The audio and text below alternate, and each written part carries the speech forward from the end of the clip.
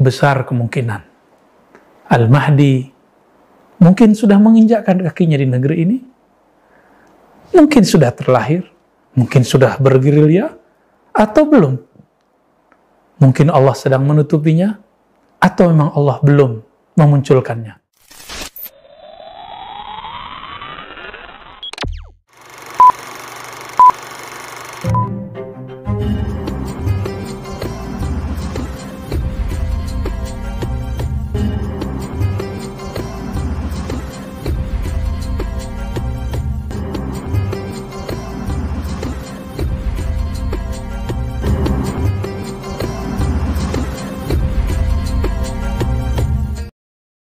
Bismillahirrahmanirrahim. Alhamdulillahirabbil alamin. Wassalatu wassalamu ala sayyidil awwalin wal akhirin. Sayyidina Muhammad wa ala alihi wa ashabihi wal mahdi ajma'in. Sahabat-sahabat yang melakukan Allah, banyak pemikiran pada zaman hari ini mengenai kajian akhir zaman. Bahkan banyak yang sudah tidak sabar, bahkan bersiap-siap. Ada yang bersiap dengan persiapan fisik, berkuda, memanah. Ada yang bersiap dengan keilmuan, kajian. Ada yang bersiap dengan tarekat-tarekat. Ada yang bersiap dengan siasat-siasat. Semuanya sedang rindu menunggui Al-Mahdi. Karena ditunggu-tunggu, maka muncullah istilah. Yang istilah ini dipakai oleh ulama Ahlussunnah dan Syiah, yaitu Al-Muntazar, Al-Mahdi yang ditunggu-tunggu. Maka istilah ini bukanlah istilah satu kelompok, tapi dipakai oleh semua kelompok. Dalam ajaran lain, ajaran selain agama Islam yang dibawa Nabi Muhammad, ajaran yang dibawa Nabi Musa, yang bagi kita juga disebut Islam, tapi syariat Nabi Musa, Nabi Isa, juga sama, mengajarkan tentang adanya Mesias, juru selamat. Di Jawa ada keyakinan Ratu Adil, Satria Piningit, dan selain sebagainya. Semuanya melulukan juru selamat. Dalam agama apa saja yang memang dulu mungkin bersumber dari Allah, pasti mengajarkan hal yang sama. Lalu di manakah Al-Mahdi? Dari manakah dia berasal? Bangsa apakah dia? Suku apakah ia? Untuk mengetahui masalah ini, tidak ada jalannya kecuali mengikuti Al-Quran dan Sunnah. Di dalam Al-Quran, tidak disebutkan secara eksplisit. Tetapi kita beruntung, umat Islam mempunyai satu keilmuan, sumber keilmuan kedua, yaitu As-Sunnah. Yang paling apik membahas ini adalah dua imam. Imam Abu Daud dan Imam Al-Hakim.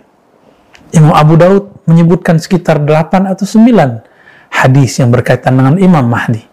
Salah satunya menyebutkan suku asal-usulnya Al-Mahdi. Apa kata beliau dalam hadis Abu Daud yang kualitasnya hasan?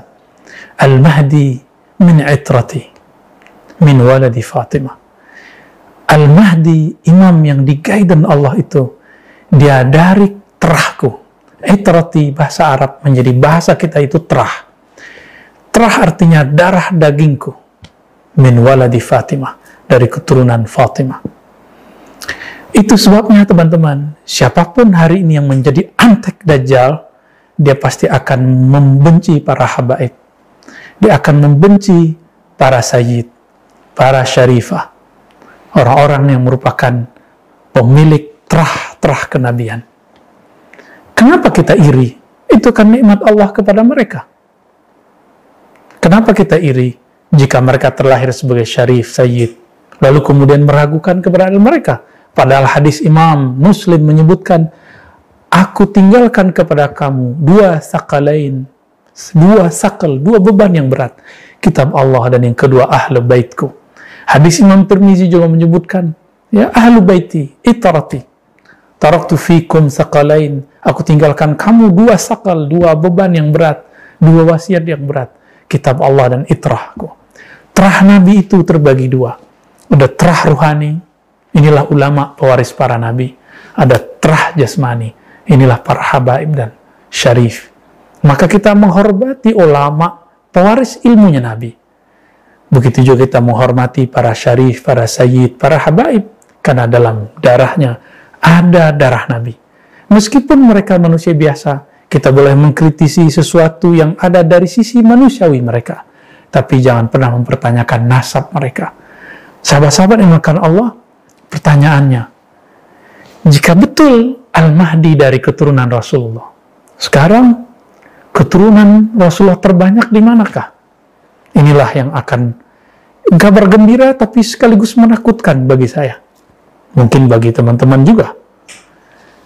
Jika kita lihat hari ini dan tanya kepada para ahli nasab, tentunya nasab keturunan Rasulullah, karena ilmu ini fan khusus, ilmu ini berjilid-jilid kitabnya. Maka orang-orang yang tidak mengerti nasab Nabi, uskut, diam saja, karena ilmu ini ditulis berjilid-jilid. Saya pun tidak khatam membacanya, karena banyak sekali nama dan fam-fam yang sulit kita hafalkan. Kalau tidak mengerti, jangan berkalam. Imam Ghazali mengatakan, idza sakatal jahil, intahal khilaf. Jika orang jahil diam, tentu selesailah semua perbedaan. Namun, yang paling banyak komentar adalah orang jahil. Maka, min alamatil jahli, kasratul inkar. Ciri-ciri orang jahil, banyak ingkarnya. Sahabat-sahabat makan Allah, para ahli nasab, ada dari kalangan ahli Rabithah, dari kalangan keturunan Sayyidina Al-Husain, ataupun dari kalangan Sayyidina Al-Hasan.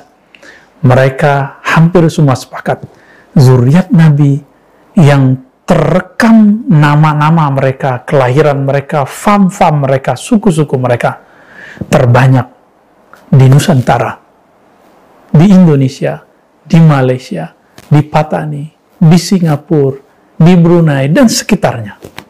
Meskipun banyak tersebar di India, di Gujarat, di Uzbek, bahkan ada beberapa di Cina, ada juga di Amerika Latin, ada di Mesir, sampai ke Maroko sana, ada.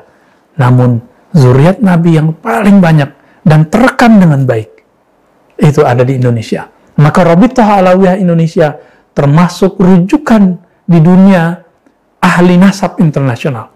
Dan saya belum bertemu orang atau komunitas atau institusi terbaik melebihi Rabithah Alawiyah. Barangkali inilah nubuat Nabi. Dalam merekam, merekod siapa yang meninggal, siapa yang lahir, dari orang yang tergolong kepada keturunan Sayyidina Al-Husain, Bani Alawiyah, kecuali Rabithah Alawiyah. Kita bisa merujuk mereka. Dan ini bagi saya adalah mukjizat Nabi Sallallahu Alaihi Wasallam yang mengatakan, kullu nasabin inqata'a illa nasabi. Semua nasab terputus kecuali nasabku. Maka teman-teman, besar kemungkinan Al-Mahdi mungkin sudah menginjakkan kakinya di negeri ini, mungkin sudah terlahir, mungkin sudah bergerilya, atau belum. Mungkin Allah sedang menutupinya, atau memang Allah belum memunculkannya.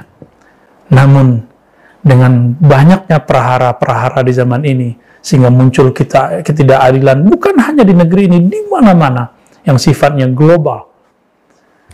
Maka, Al-Mahdi, kemunculannya tambah dekat. Ciri-ciri kemunculan Al-Mahdi satu saja yang paling jelas. Idza muliat al-ardu jawra.